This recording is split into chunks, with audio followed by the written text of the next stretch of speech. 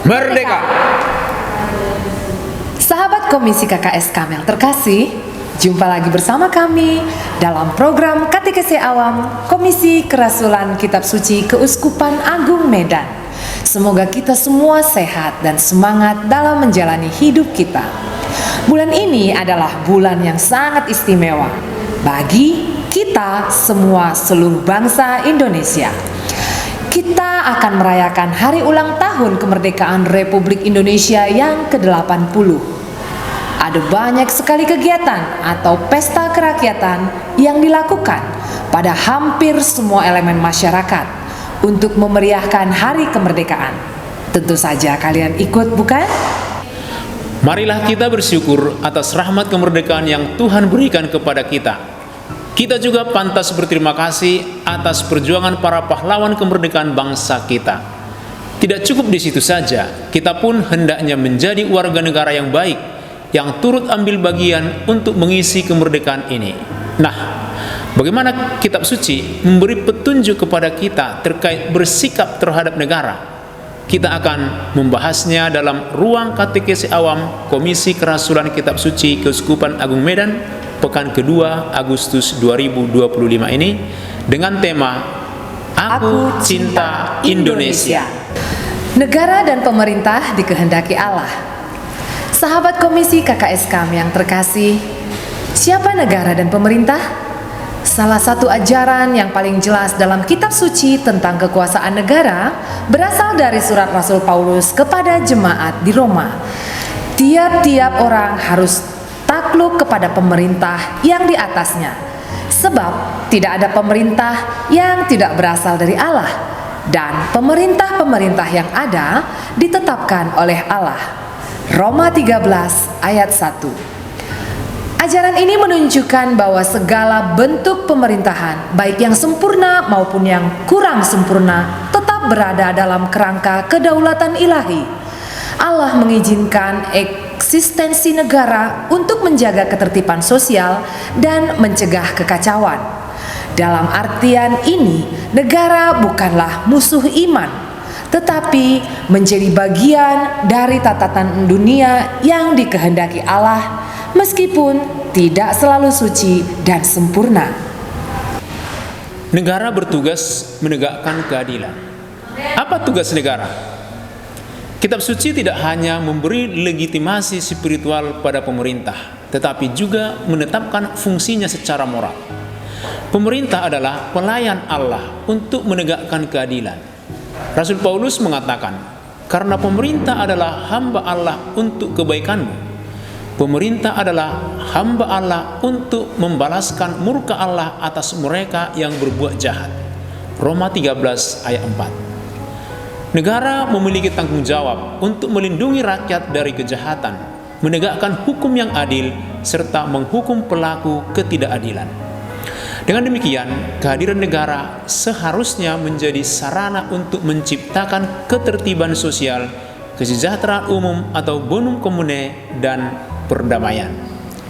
Jika negara melalaikan tugas ini, maka ia tidak lagi menjalankan mandatnya dari Allah.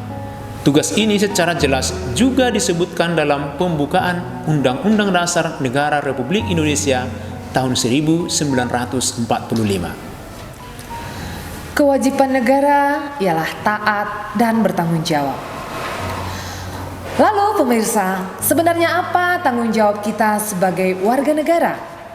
Kitab suci juga mengajarkan kita umat Allah untuk menjadi warga negara yang baik. Ini mencakup ketaatan pada hukum dan pembayaran pajak. Yesus sendiri memberikan prinsip penting ketika ditanya tentang membayar pajak kepada kaisar. Berikanlah kepada kaisar apa yang wajib kamu berikan kepada kaisar, dan kepada Allah apa yang wajib kamu berikan kepada Allah. Seperti yang tercantum dalam Matius 22 ayat 21. Rasul Paulus menguatkan prinsip ini. Bayarlah kepada semua orang apa yang harus kamu bayar. Pajak kepada orang yang berhak menerima pajak. Roma 13 ayat 7. Ini berarti umat beriman tidak boleh hidup dalam pelanggaran hukum atau penghindaran kewajiban sosial. Ketertiban dan kesejahteraan bangsa bergantung pada kesetiaan warga untuk menjalankan hak dan kewajibannya. Namun, ketaatan ini bukanlah ketaatan mutlak tanpa syarat. Doa untuk pemerintah dan pemimpin negara. Sahabat KKS kami yang terkasih, warga negara tidak boleh hanya mengkritik para penyelenggara negara.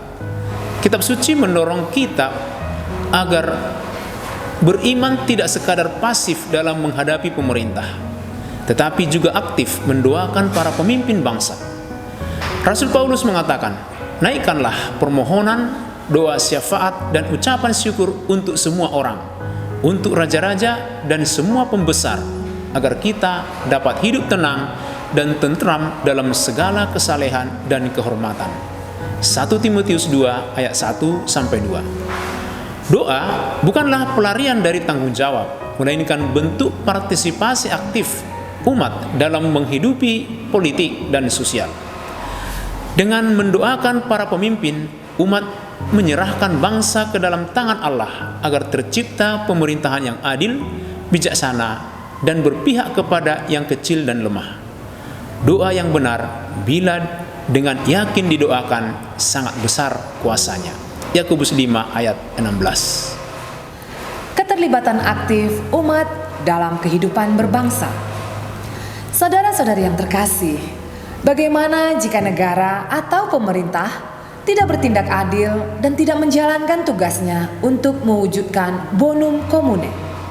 Dalam Kisah Para Rasul, para murid Yesus dengan berani berkata bahwa kita harus lebih taat kepada Allah daripada kepada manusia.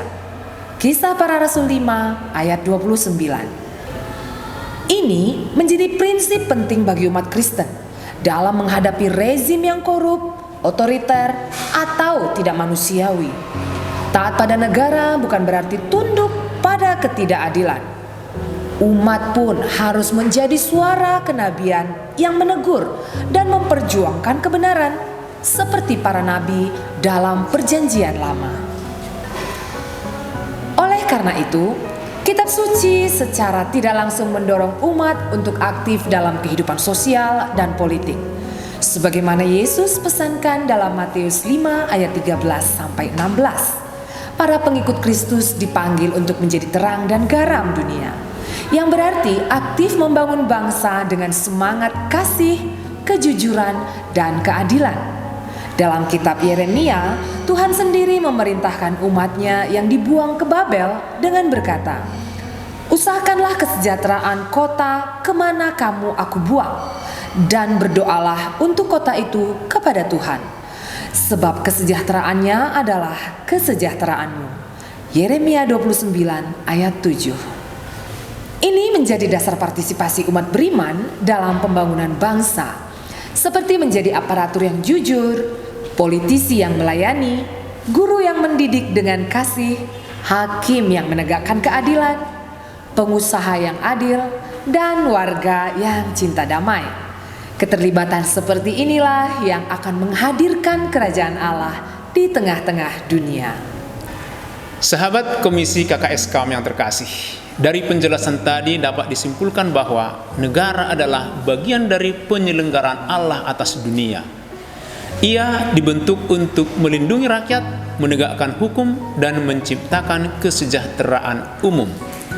Umat beriman dipanggil untuk taat kepada negara, tetapi juga bersikap kritis jika negara menyimpang dari keadilan dan kasih. Kesetiaan utama umat tetap kepada Tuhan.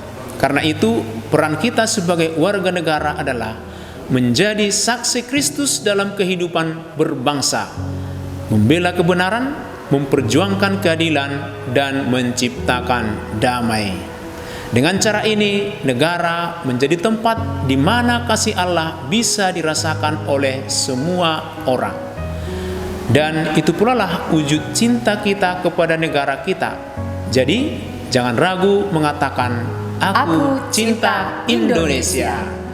Sampai jumpa di ruang KTKC awam berikutnya. Saya Megaria Tampu Bolon dan rekan saya Marulam Nenggolan pamit undur diri. Horas, maju-maju, Yahobu, merdeka!